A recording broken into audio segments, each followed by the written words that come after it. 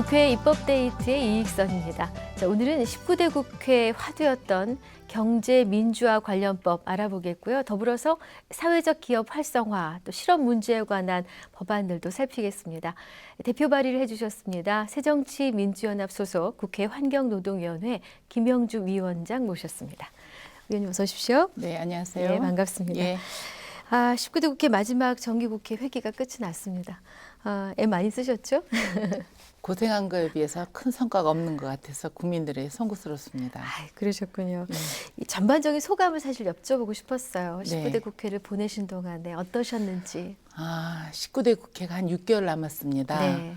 그런데 이번 12월 임시국회가 끝나면 네. 사실상 대다수 의원들이 이제 내년 20대 총선 준비를 때문에 하셔야죠. 이제 총선 준비로 사실상 6개월 남았어도 이번 12월 마지막 이 임시국회가 굉장히 중요한 것 같습니다. 네네. 그런데 많이 아쉬운 거는요. 그래도 국회의원은 저는 입법 성과로 네. 이렇게 국민들에게 남겨줘야 된다 해서 네. 저는 17대 국회에서도 네. 제가 의원 생활을 하면서 네.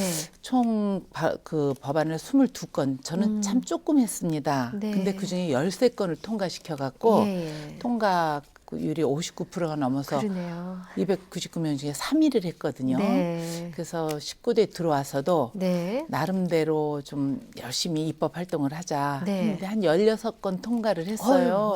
근데 아직 40%가 안 되더라고요. 근데 이번에 법사위에 계류돼 있는 것들 본회의에서 통과되면 네. 올해도 한 50% 성과는 좀 낼 수 있지 않을까 네. 이런 생각을 하고 있고요. 네네. 그리고 앞서 말씀하신 것 같이 요새 경제민주화가 굉장히 특히 19대 출발하면서는 화두였습니다. 맞습니다. 그래서 경제민주화 관련된 그런 법을 좀 하려고 많이 노력을 했었던 그런 19대 아닌가 이렇게 생각을 합니다. 그러셨군요. 네. 네.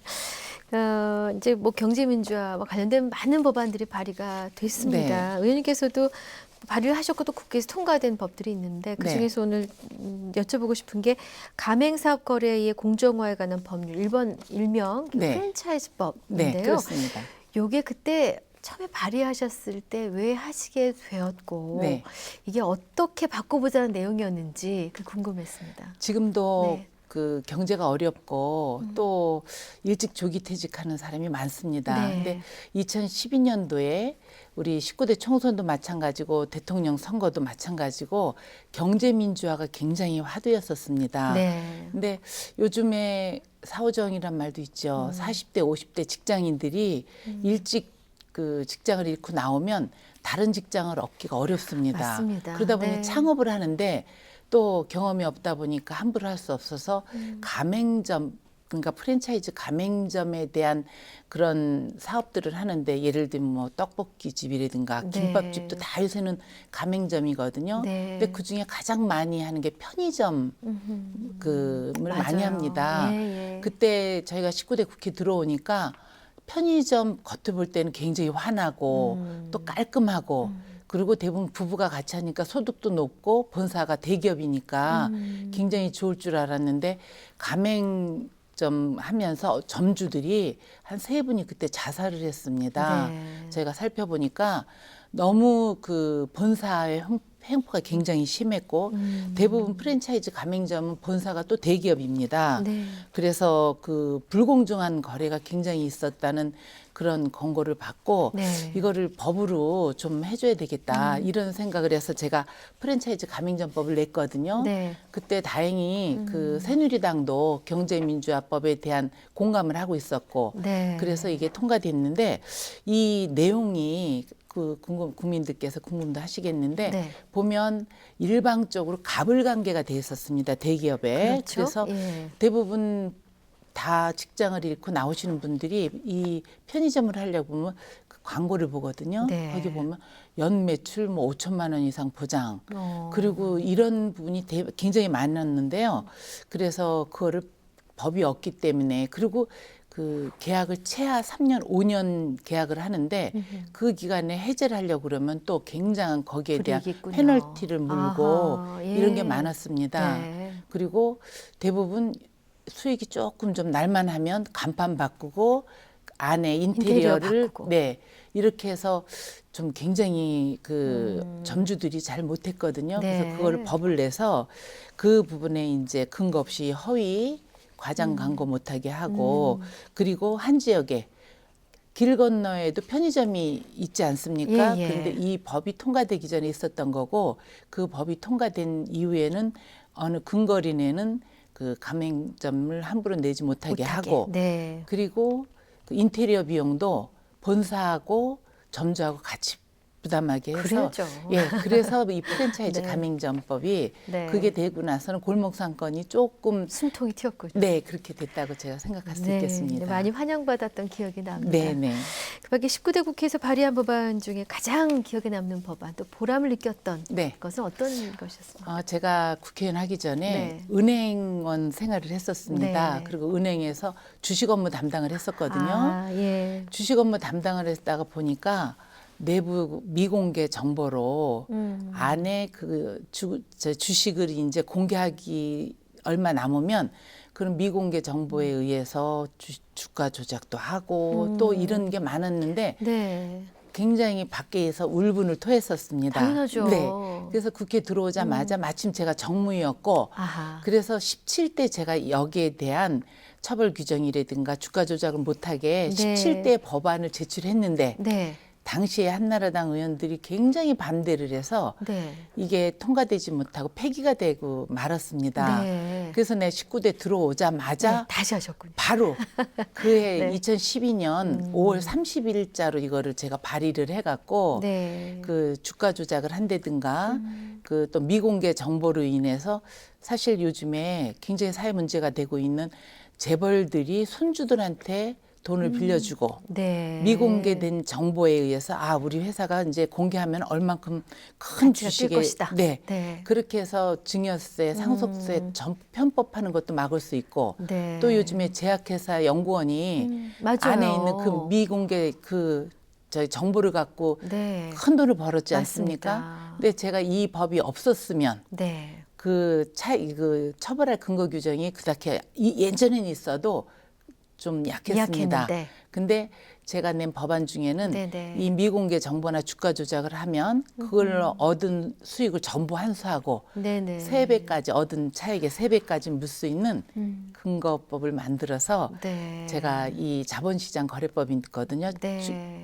주식에 관련된 네. 굉장히 이거는 시장 질서도 바로 잡았고 네. 개미 군단들이 손해 보는 일이 좀 많이 줄어들었다 해서 굉장히 자부심을 갖고 있습니다. 이 네, 부분에는요. 맞습니다. 네. 그리고 또 하나는 네. 제가 지역 그 영등포 갑 출신이거든요. 네. 지역 활동을 하다 보니까 어르신들 중에 그 국가 유공자들 또 6.25 참전을 했다든가 예. 월남 파병을 했다든가 이런 분들이 굉장히 열악한 환경에 계세요. 그러시죠. 그래서 이분들 관련된 법안도 좀 많이 냈는데 통과시켰고요. 네. 그중에 남는 게 국가 유공자법이 있습니다. 네. 근데 본인이 국가유공자법이 당시에는 본인이나 직계 가족이 신고하지 않으면 국가유공자가 안 됐었습니다. 네. 그런데 이거를 국가유공자로 지정되면 국가나 지자체가 통보를 해서 본인이 국가유공자임을 알게 해라. 그래서 이 법이 통과돼서 네. 많은 분들이 국가유공자 혜택을 받고 절차도 간소하게 되고 그게 굉장히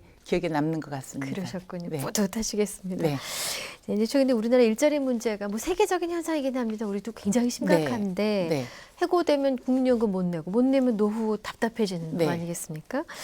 이런 문제를 보완하기 위해서 실업 크레딧 제도라는 것이 있는데 의원님께서 관련 법안 발의하셨어요. 네, 네. 어떤 내용인지 설명해 주십시오. 이 법 발의했을 때 정부도 흔쾌히 동의를 했습니다. 네.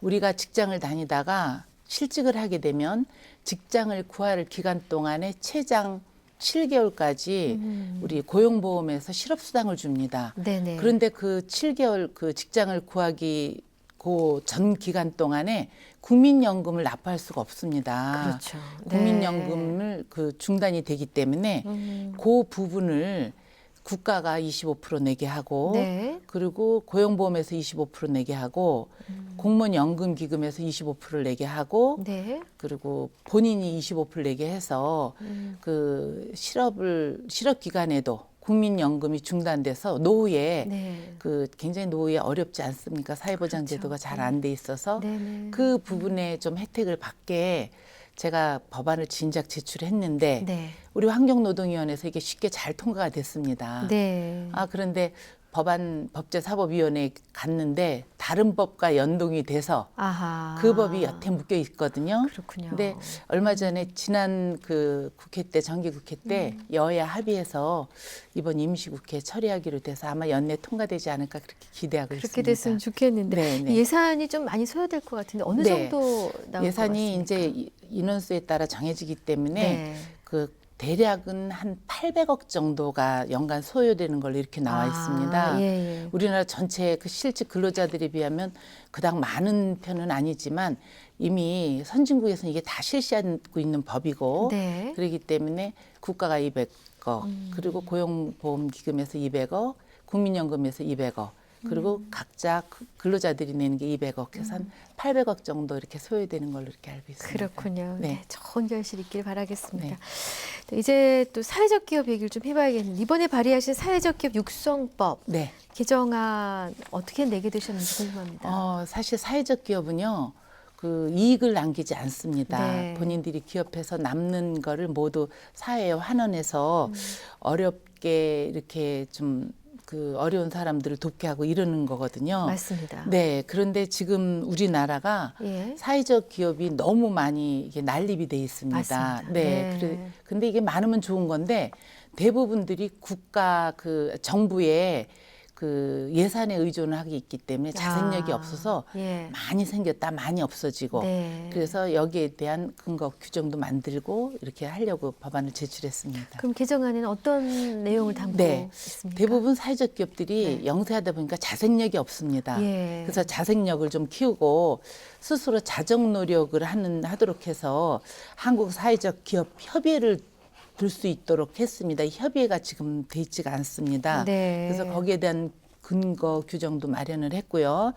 그 협의회가 공제 사업 기금을 설치해서 운영해 갖고 그 자금도 융자해 줄 수 있는 이런 거를 좀 만들었습니다. 네. 그래서 고용노동부 장관 그 소속의 사회적 기업 그 정책조정위원회를 좀 만드는 그러니까 사회적 그 기업을 좀 강화시키고 자생적 그 기능을 좀 활성화할 수 있게 했다 이렇게 생각하면 되겠습니다. 네.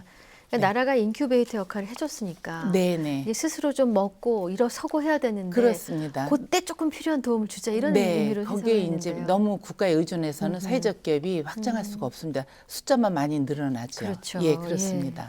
그럼 만약에 이 사회적 기업 육성법 개정안이 국회를 통과하게 되면 어떤 정책적인 효과를 볼 수 있을까요? 저는 이걸로 인해서 사회적 기업이 굉장히 뭐 활성화된다고 그렇게까지는 보지 않습니다. 지금도 사회적 기업 그 숫자로만 해도 충분하거든요. 많으니까. 네. 그럼요. 앞서 말씀드린 대로 제일 중요한 거는 자생력을 키워야 된다고 생각을 합니다. 네. 자생력을 키울 수 있는 그 토대를 마련하고 그 장기적으로 사회적 기업이 우리나라의 중요한 기업 형태 중에 하나로 자리매김할 수 있는 그런 계기가 될 거라 이렇게 기대하고 있습니다. 네, 네. 자, 또 의원님이 또 환경노동위원회 위원장을 하셨기 때문에 네. 자, 얼마나 힘이 드셨을까 그 생각이 좀 먼저 듭니다. 네. 우리나라 뭐 빈부격차 심하고 노인 복지 문제도 그렇고 청년 취업도 그렇고 취약계층 고용도 그렇고 환경 문제도 그렇고 숙제가 참 많았습니다. 예, 그 위원장 활동하시면서 어떤 느낌을 받으셨고 참 이게 어떻게 가야 되는구나라는 또 생각을 하시게 되는지 궁금하거든요. 요즘에 지역에 네. 송년 행사가 굉장히 많습니다. 많으시죠. 크게는 정치인들을 많이 불신하고 네. 국민은 어려운데 너네는 맨날 여야 싸우고 네. 여야 싸우는 것 떠나서 이게 또 야당끼리 싸우냐. 그래서 굉장히 송구스러워서 감무선 큰절부터합니다. 네. 그리고 좀 많이 송구스러운데 그러나 저는 좀 개인적으로 보면 네. 19대 나름대로 그 보람이 많이 또 있었다고 생각을 합니다. 네. 19대 후반기는 지금 환경노동위원장 맡아서 아주 정말 중심에 있는 어려움도 있지만 네. 상반기에는 그 정무위에 그 제가 간사로 활동을 하면서 네. 앞서 말씀드린 그 프랜차이즈 가맹점법 등 네. 이제 우리가 경제민주화 관련된 거, 국가유공자라든가 또 소외계층, 네. 국민 생활과 관련된 법안들을 한 10개 이상을 제가 통과시켰습니다. 예. 그래서 일 열심히 한다고 생각을 하는데 네. 또 후반기 들어서 그 제가 예전에 노동조합 활동도 좀 했고 네. 그래서 저는 굉장히 잘할 수 있다고 생각을 했습니다. 네. 그리고 좀 합리적인 성격을 갖고 있고요. 네. 그래서 우리 국회 환노위가 여야 의원들이 8명 동수입니다. 네. 그러다 보니까 균형을 잡아야 되겠다 노력을 했습니다. 네. 근데 네. 그 요즘 최고의 화두가 노동 입법, 네, 5대 네. 입법 예. 이게 이제 굉장히 좀 화두가 되고 있는데요. 네. 사실 저는 환경노동위원장 맡으면서 지금 우리 대한민국의 근로자들 현실이 정말 어렵습니다. 네. 청년 실업이 굉장히 많고 또 우리가 회사에 취업해서 정년까지 있는 그 기간이 전 OECD 국가 중에 최하위입니다. 네. 고용 불안하고 비정규직 많고 이런 노동 시장이 굉장히 어려운데 네. 그러면서 또 경제가 어려우니까 출구가 없었습니다. 맞습니다. 네. 이런 거를 여야 머리 맞대고 하고 싶었는데 사실 거기에 대한 법은 우리 노동조합 입법은 굉장히 좀 민감하고 거기 아. 당사자들이 첨예하게 대립하고 있는 그렇죠. 법입니다. 예, 예. 경영자들 의견이 있고 정부 의견이 있고 근로자들 노동자. 의견이 있고 예, 예. 그래서 이 입법을 하나하나 입법을 통과시키려면 보통 짧게는 1년에서 2, 3년이 걸립니다. 아, 그렇군요. 예. 네. 그런데 입법은 우리 국회가 해야 되는 건데 우리 대통령께서 너무 이 5대 입법을 9월 달에 저희 9월 16일 날 국회로 제출을 하셨거든요. 새누리당이. 네. 그러면은 이거를 숙성을 시켜서 우리 상임위에서 통과시킬래도 1, 2년 걸리는 건데 아. 근데 이 5개 입법을 보면